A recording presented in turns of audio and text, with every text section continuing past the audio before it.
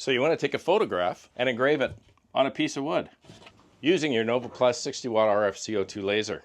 So I tried it and I ran into a couple of challenges that I did not ever experience on any of those image engraves I've been doing on the Bolt for the last year and a half. With the help of some really nice folks, I got it figured out, but it also raised some old debatable questions which you may also have been experienced when looking for information on how to put images on wood. So I'm going to share with you that information as well as the things that I've learned, including how to resolve any of those challenges that come up on your Nova Plus. So I hope you'll stick around today on LaserNug.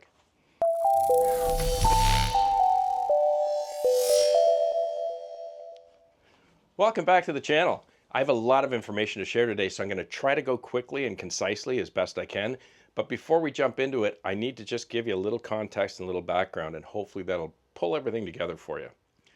Over the past year, I've done quite a number of different photo engraves on wood as well as clear acrylic for a number of people. I always use a 1.5 inch lens, and I always set a very high DPI. For context or for reference for the rest of this video, when I say a high DPI, I mean a higher number. A lot of people say it inversely, so I may be saying it wrong, but for the purposes of this video, I would consider 100 DPI a low DPI and 1000 DPI a higher number, or a high DPI. I've never had a problem. My engraves always come out crisp, defined, very detailed, and I always get almost like a relief type engraving. In other words, I get texture and I get depth to that engrave. I never do my engraves just kind of flat on the top of a piece of veneer or a piece of plywood. I always make my settings engrave into the wood. However, the engraves I've done on the Bolt are usually like 4x6 or 5x7s. I very seldom do anything bigger than that. But now that I've got my Nova Plus, I've got a much larger bed size. So of course I was just itching to get bigger photos. So I thought I'd give it a try. So we've got a test. I'm going to use Baltic birch. I'm going to start off, I'm using the 2.5 inch stock lens that comes with the Nova Plus. Grabbed a picture of one of my daughters. I loaded it into LightBurn. Got all my settings done. I set a 1000 DPI, as I would normally do when using the Bolt. Prepared it all, and then tried to send it to the Nova Plus. Something interesting happened. I'm going to share that with you later, because I want to take you through the steps of what I've done and share those settings with you, as well as some learnings, before I tell you what you may or may not encounter when using very, very large image files. As always, I'll start to run little test files at smaller sizes, smaller physical sizes, just testing and trying to hone in on my speed and power as well as my LPI. I tried it in Jarvis, I've tried it in Stuckey. After a couple of tests, I realized that this is probably what I want right here. So I've got it at 500 millimeters a second, 50% max power, 25% min power, and 1000 LPI. Looks pretty good, I think. Plus, I like the color of it. My tests are looking great. I take that picture, I blow it up to be 21.5 inches by 17.5 inches, get a big piece of Baltic birch, 20 by 30, I get it into my Nova Plus, get everything else set up, and I send the file. And that's when something odd happened. Something I hadn't experienced, which we're gonna go in detail shortly. Just bear with me, I promise.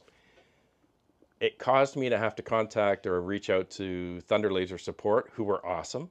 I also reached out on the forum group on LightBurn. A lot of really nice people with a lot of information that came back.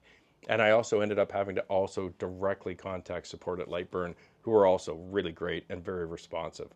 And I learned a number of different things, but it also brought up a big question.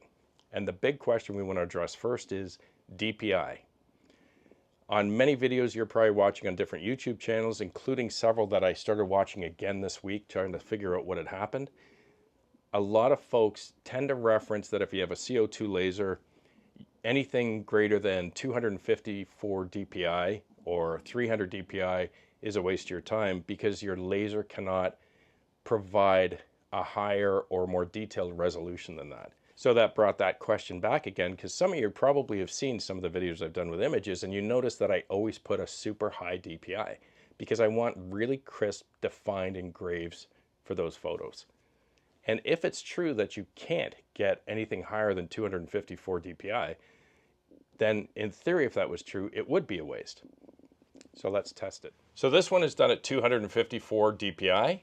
This one is done at 500 DPI. I'm sure you must be able to see it in the camera. It is abundantly clear that there is far more definition and detail and crispness in this one versus that one. And if I can ask you to look at this maple tree here, try to look at the bark, the knots, lines, the striations, the natural curves or, rips or tears in the bark, and then look at this one. You can clearly see the leaves, the chain link fence, my daughter's face, the expression on her face, or the shape of her cheekbones is far more prevalent in this 500 DPI picture than in the 254. Take a look at these whiffs of tall grass, the grass in the background, the plexiglass on her greenhouse, components of her sweater. It is 100% clear that this picture is far more crisp and more defined and has more detail in it than that one. Now, what happens when we go from 500 to 1000 DPI? You'll notice the picture's cut off. I'll get to that. But once again, not only are we getting a darker color, but now look at the bark on that maple tree.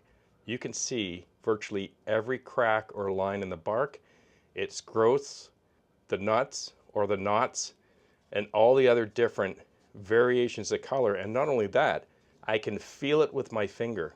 It's in there. And look at how much more crisp and engraved and defined these tall blades of grass are, the fence, all of these components. And you can start to see part of her face and the shading and the shapes and different contours of her face. Both the Bolt and the Nova Plus are RF C02 lasers. The specs from Thunder Laser will tell you that a 1.5-inch lens will get you up to 2000 DPI. A 2-inch lens is going to get you up to about 1500 DPI. A 2.5-inch lens will get you up to 1000 DPI. And I believe the 4-inch lens will get you up to about 750. Whether those are exact numbers or rough numbers, I think it kind of puts everything to bed. When you test them side by side with the exact same settings on the same images, and the only thing you change is the DPI, you're going to find that your engrave or your image is going to be much crisper. You're going to get much more definition out of those components in that picture, and they're going to be much more prominent, and you're going to get those varying depths of engrave, if that's the type of engraving you like to do, as I do. So perhaps the reason we see so much of it on YouTube, or we see so much of it from opinion or advice from folks, is because maybe they have machines made by a different manufacturer or different types of lenses, or they have very, very old machines that they're using that maybe back then on maybe a glass CO2, you couldn't get that kind of fine detailed definition. But hopefully that answers the question for you. Is it a waste of time to increase your DPI on your Bolt or your Nova Plus beyond 254 or beyond 500? It's not a waste of time. It's definitely going to take a lot longer to engrave it when you increase that DPI, and we'll get to that. But you're going to get a much better product for your customer. It's going to be crisper, more defined, and it's going to be much more prominent, and your engrave depths are going to be much nicer. You're going to get that depth of detail. And you're also going to find you're probably getting a better color on your wood. How do we know? It's because I learned another new feature in LightBurn. As you know, you can do material test cards, which you can see here help me to confirm that my settings of 500 millimeters a second and 50% power were kind of pretty much in the ballpark and on the money. They also have what's called an interval test. And it's in that same menu. If you click on tools, it drops down, you'll see material test. Right above it says interval test. You put in your speed and your power, and you take a range of different intervals. So I took a range from 100 DPI all the way up to 1000 DPI. And you have a choice of doing an interval test using a simple engrave, which is basically the engrave you use for everything but an image. You know, when you're doing any type of logo. When you're doing images, you're dithering, I think is the correct term. So you click on dithered interval test, and you'll see from 100 through to 1000, the difference is that when you feel this with your finger at the top end, it's deep, engraved, and as it comes to the bottom, it becomes shallower and shallower. Because as you know, you usually put a maximum in power amount in, and you'll see the different variations in color and depth based on different DPI using my 2.5-inch lens. So you can see clearly there's a lot more white space, so to speak, between your lines or your DPI, perhaps what you might say lines per inch. You can almost see the lines here. And as you get closer and closer, you get more of a constant and darker color. 1000 DPI. So I'm hoping that kind of puts sort of the DPI questions to rest. Yes, you can get a much higher resolution or a higher quality of engrave and detail and precision on these machines using the right lenses. So hey, dot width correction. Didn't know what it was. I've got a better understanding or feel for it, and I used it. And it does make a big difference on your images. Let's take a look. Let's zoom in. This is a 5x7 of the same picture, as you can see. 2.5-inch stock lens on the Nova Plus. 500 millimeters a second, 50% max power, 25% min power, and 1000 LPI. This is without using dot width correction in your layer. And this is when you apply a dot width correction to your picture. More defined here. Again, take a feel for that tree, the underside of the cap of her hat, the folds of her fleece sweater, her tool belt. Again, much more crisp. But what you may notice is not only do you get a more of a chocolate brown color or a different coloring, your leaves are more defined. There's not as much of this orangey color in here on the leaves. It's got a nicer, crisper color. And generally speaking, what I believe is you've got a little more white space between the elements in the picture than you have here. Take a look along here. Take a look along here. Take a look at the grass and the grass here. And most importantly, if you look at the contours of her face and her eyes. So yeah, I'm definitely using a dot width correction now on all of my photos or my images that I'm engraving. I'm going to leave a link to a video down below in the description if you're interested in finding out more about it. He explains it better than I do, and he'll take you right into LightBurn's knowledge base and read through and show you the description of what the effect is of using a dot width correction on an image. So hey, GP, what happened with the Nova Plus? Why did it only take about 55–60% of your image and then begin cutting out the cut line on your image? Let's jump on the computer and I'll walk you through it. So here's where I store my LightBurn files. And just before we jump into LightBurn, I want you to take a look at the file itself. This is the file we're referring to with that picture. Notice that when it's stored on your desktop or on your cloud, the file itself is only 934 kilobytes. In other words, it's less than 1 megabyte in size, just as a LightBurn file.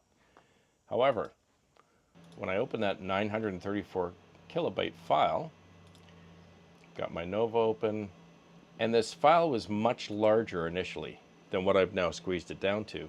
But here's what happens. LightBurn has a number of different safeguards, I might call it.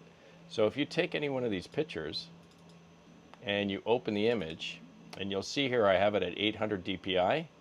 When you go to close that or say OK, you put in all your other stuff, it's going to come up with this window telling you your DPI setting is pretty high.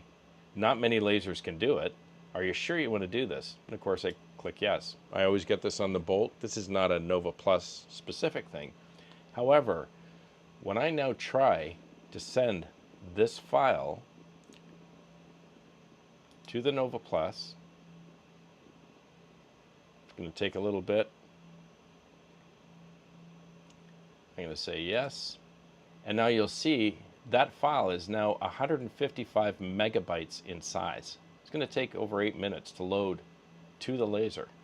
The other point I want to make, and I'll show you the preview screen, my initial file had a much larger physical engrave. I believe it was around 22 or 23 inches by 18 or 19 inches at 1000 DPI. And if you take a look at the preview window, you'll notice the whole picture did not completely preview. And that's what got sent to my Nova Plus. That's why the picture is cut off, because the LightBurn software didn't code it all to send over. That file, by the way, was 255 megabytes in size. it took about 25 minutes to load to the Nova Plus. So it finally loaded, but here's the issue. So your file is here, and as you folks know, usually you get your file, get your material in, it's all fired up, you autofocus on your material, get everything in place, and you set your origin, you pull up the file, and then you press enter. Your file will show a picture of your design, and it will also show you your layers on the bottom right. But that's not what happened. This is what happened. You push file, you see it there on the top, and when you press enter, there's no beep. There's just a delay. And then eventually this error message comes up. And you're thinking to yourself, well, the file was huge. It was 255 megabytes, but my controller on the Bolt as well as on this Nova Plus have a 1 gigabyte memory. It's in the spec. And it does have a 1 gigabyte memory. That 1 gigabyte memory is for storage of the files. However, the controller itself has its own what I would call working memory or operating memory, in which it uses it to send the signals, do all of the stuff the controller does to make the laser work and do your engrave. That memory is 128 megabytes. So at the risk of stating the obvious, I have a memory this big and I sent it a file this big. Not only that, but I could not get back into the controller to clear the file out to start again. Let me show you how I did it. Under normal circumstances, you can delete individual files out of your memory using the controller and just your arrow keys. However, when it's kind of frozen and not really wanting to work, you're going to jump into LightBurn, make sure it's connected, your laser's connected, and you should have an option here called File List. If you don't see it here, you can roll up here to your window and you'll find it down here. Where is it? File List. You just click that and it will add it into your toolbar over here. So we click on File List and you want to refresh. And this is LightBurn looking into your Nova Plus or your Bolt or whatever your laser is, and it sees the files that you have in memory on the controller. And you're just going to delete all files because that's what I'm going to do. Or I think you can just delete each one. But I want to get them out of there because I need to resend another file, and it appears that last file is kind of making it hard for the controller to work properly. So I'm just going to click delete all. It's going to ask me if I'm sure. I am. And you'll see your files will disappear. And that has now cleared the memory out of the controller so that you can get back to working it. The file itself, here's what I did.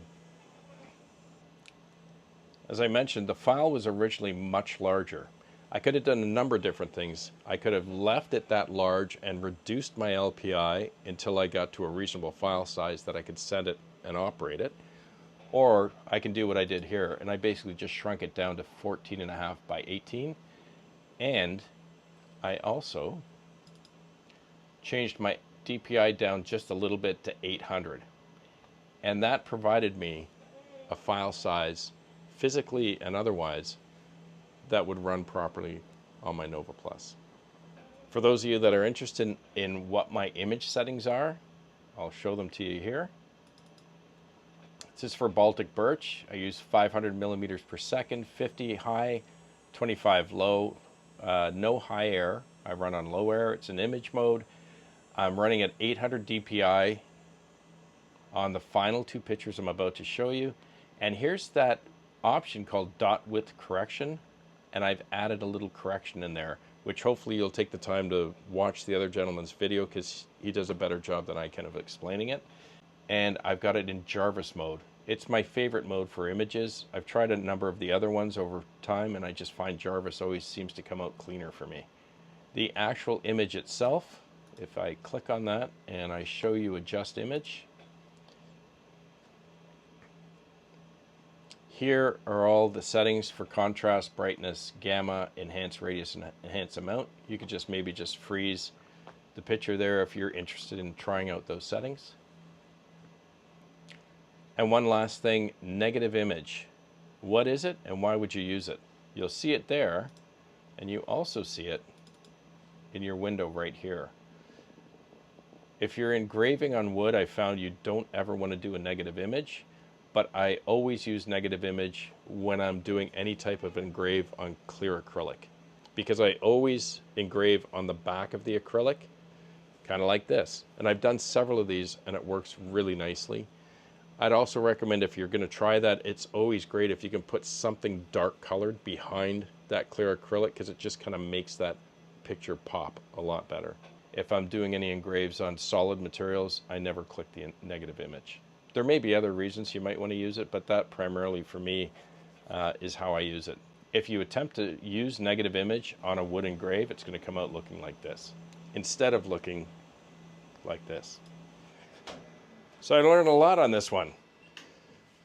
I hope there's a few pieces of information that were helpful for you. I would imagine the same thing would happen to the Bolt or anything else with a Ruida controller in the event that you sent such a large physical file with such a high resolution or DPI in it. But at least you know if it does happen to you, you know what you need to adjust. Watch that preview window. It's helpful before you send the file. And then you know how to clear it. You also know what adjustments you may need to make in order to allow the controller to manage that larger file. At the end of the day, you absolutely can achieve very high levels of resolution or precision when you're engraving on these machines. Whether you choose the 2.5-inch lens or the 1.5-inch lens is kind of a personal choice. You've seen some comparisons between 254 DPI versus 1000 DPI using just regular everyday Baltic birch.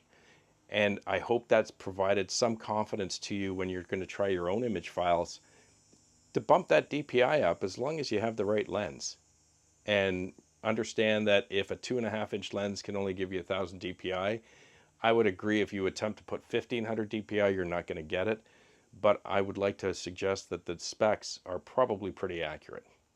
I hope that's been helpful to everybody. Have a great week.